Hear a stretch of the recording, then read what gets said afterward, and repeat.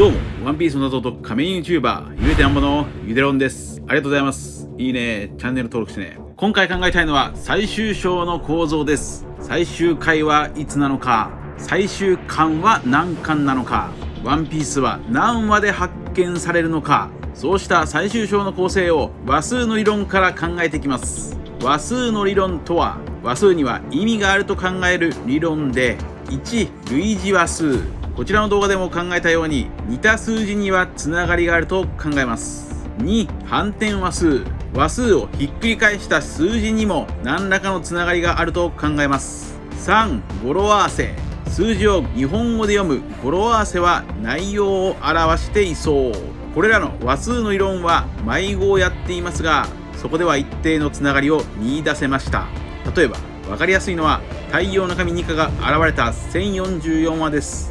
1044話の類似話数は14話と44話と144話です。14話の扉絵には満月を背負うドラキュラルフィ。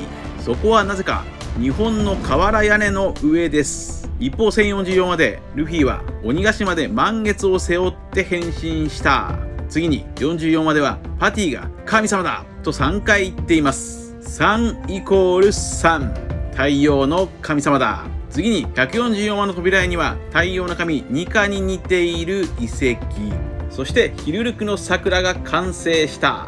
さらに1044話をひっくり返すと441話、太陽か闇か勝者は一人だ、太陽の神ニカとつながっています。このように似たような話数はそれぞれ何かしらつながっています。そして1044話の話数の語呂合わせはテンションです。心臓の音でテンションが上がるルフィ。テンションとは太鼓の皮のことですから、ドンドットッと解放のドラムを表しています。これが類似話数、反転話数、語呂合わせ、3つのつながりで読み解く話数の理論です。もしもこの理論が正しいなら、その先の展開をある程度読み解けるはずです。今回はこちらの理論で最終章を読み解きましょう。よかったら頑張って聞いてみてください。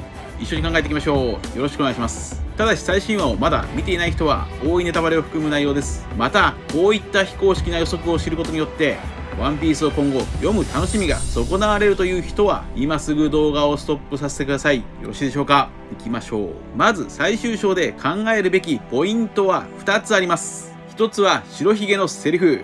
いつの日かその数百年分の歴史を全て背負ってこの世界に戦いを挑む者が現れる。お前たち世界政府はいつか来るその世界中を巻き込むほどの巨大な戦いを恐れている。あの宝を誰かが見つけた時、世界はひっくり返るのさ。白ひげはおそらくロジャーからワンピースの秘密を聞いた。そのロジャーたちは歴史を全て知ったと言います。つまりワンピースを見つけたらおそらく偽りの歴史を全て知ることになり、巨大な戦いが起きると思われます。故に最終バトルの前にワンピースは見つかるはずです。次にもう一つのポイントは最終巻は何巻なのか。小田先生は青山先生との対談においてあと3年以内に最終回を迎えたい、そのように語っていました。これは2022年7月1054話の時点の話です。それではあと3年とは何話分を表すのか。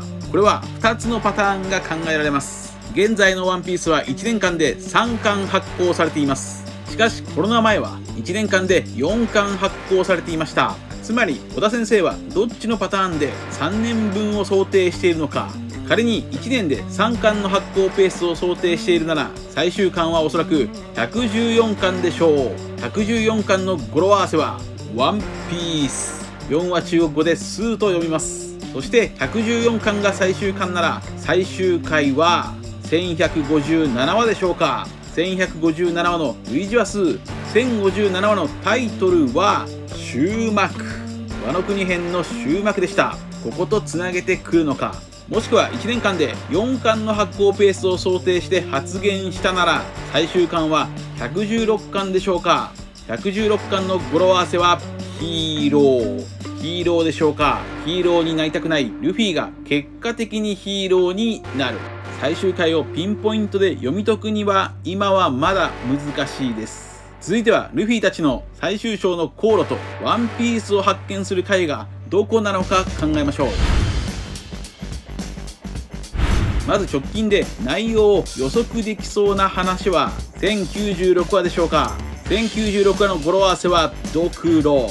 反転話数は691話。691話のタイトルも死の国の王ですからドクロとリンクしています。1096話ではドクロ、死者や海賊旗の話になるのか、それとも黒で黒ひげ海賊団が動くのか。次に1099話もある程度予測できそうです。99話では落雷が落ちて生きていたルフィ、199話でもクロコダイルにやられて生きていたルフィ。そんな199話のタイトルはホープ、希望でした。199話の反転話数は991話。991話でもルフィは希望だと表現されています。すると1099話でもルフィは希望であると表現されそうです。99は希望のイメージ。なぜ99が希望のイメージなのか、これはこちらの動画で考えた漢字の理論で読み解けそうです。99ではなく100を表す漢字といえば100です。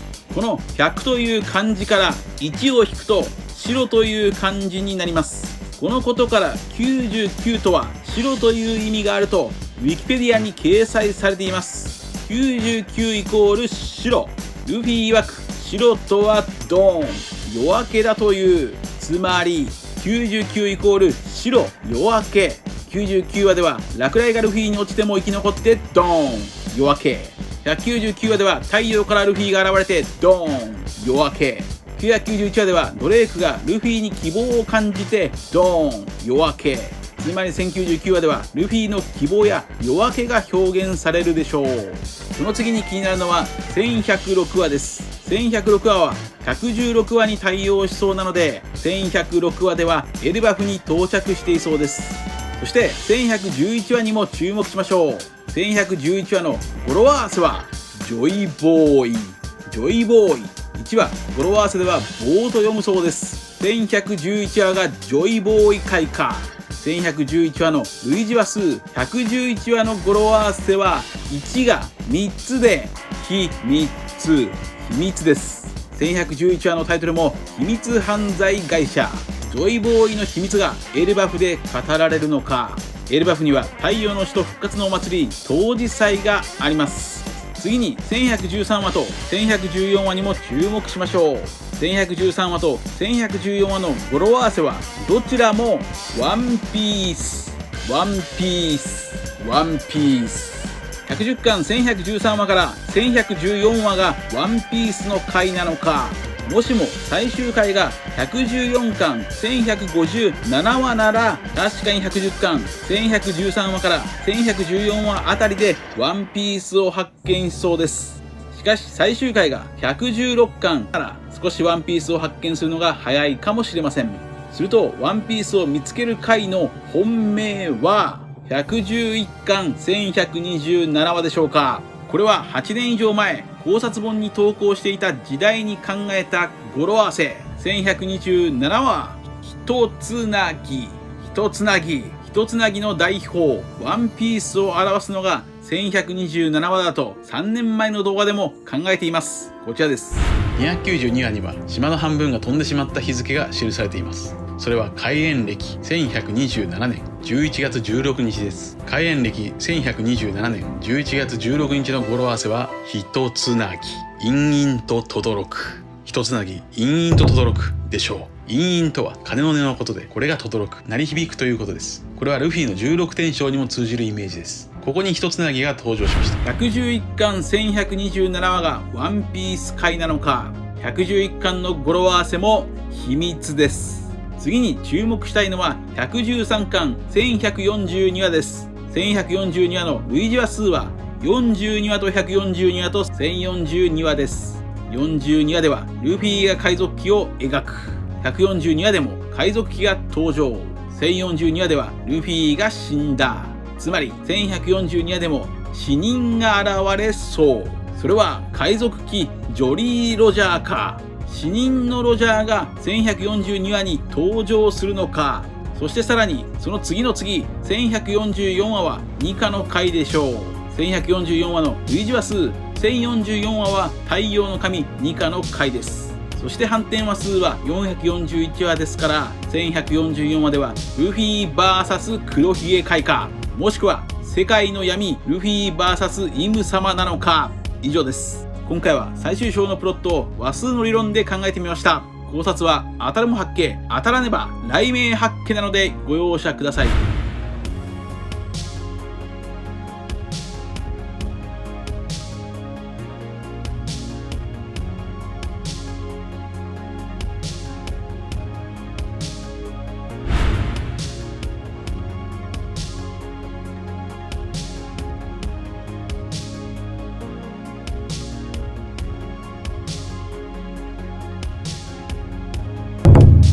チャンネル登録やコメントよろしくお願いします。